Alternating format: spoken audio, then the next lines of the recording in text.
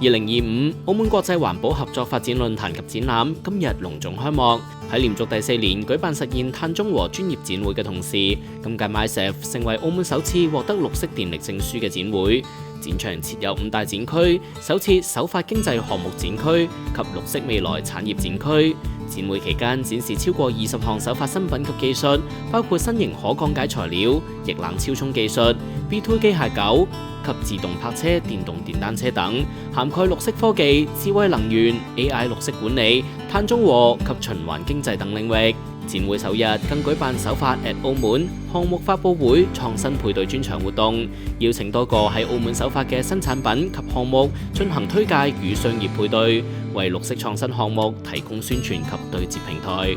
第3次參展，嚟自香港嘅參展商澤浩高純金屬有限公司，今次帶嚟希望之樹嘅項目，將運動與減碳有機結合。未來之樹呢個項目咧，其實就係咧透過一個先進嘅我哋叫做 Psionics 系統咧，去吸收空氣當中嘅二氧化碳。咁但係今次咧，我哋加多咗一啲教育嘅元素，希望透過呢個發電單車咧做出嚟嘅能源咧，去推動我哋呢個 Psionics 系統，將空氣當中嘅二氧化碳吸收，都係喺澳門呢度做一個第一次嘅手法啦。咁其實就算我哋香港咧都冇拼合到呢個運動去減碳呢個概念嘅。咁今次咧其實 MICEF 呢個展會咧好好地咧，一方面可以接觸到好多政府部門啦，更加多一啲酒店集團啊，一啲公開嘅機構。咁我哋都想話俾佢聽咧，減碳唔係淨係講話即係睇唔到嘅，係可以大家一齊參與。嗰個反應都非常比我哋想像中良好啊！先有幾間嘅酒店集團佢哋都話：咦，呢個項目幾有趣喎！咁可以推動一啲社區嘅合作咁。我哋好希望咧，今年內咧就已經可以將呢一個未來之樹加運動減碳呢個概念咧喺澳門落地。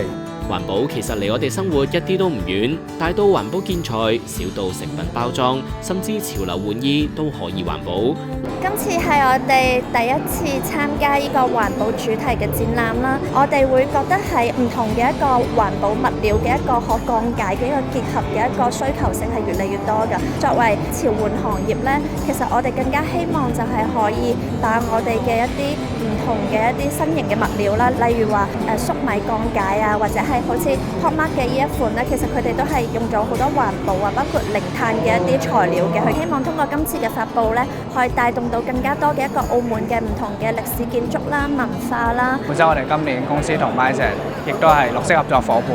咁喺無論係綠色會展方面啊，喺產品啊等等都應用咗好多。喺綠色對接方面啦，我哋今年都好有突破性咁樣對接到一啲葡國嘅企業啦，咁亦都打通咗中葡聯動嘅關係。咁我哋咧都係希望可以今次喺 MICEF 可以獲得更加多嘅得着啦，無論發佈會啦，或者講座啦，或者研討會對綠色上面嘅商業對接非常之豐富嘅。我哋今朝係同咗香港同埋澳門嘅上市公司一齊簽咗一個比較大嘅意向嘅約嘅。咁亦都係建築行業方面㗎啦，大概係過千萬啦。2025 MICEF 吸引嚟自近40個國家及地區嘅參展商及與會者，國際參與人數較舊年增長約17%，仲有超過60家國際展商參展，國際專業買家人數較舊年增加23%，國際化及市場化水平進一步提升。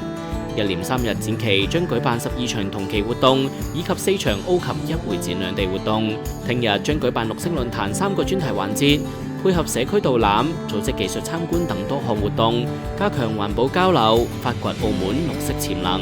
最後一日為綠色公眾日，大會提供4條免費純電動穿梭巴士路線，鼓勵市民綠色出行，一同參與年度級嘅環保盛事。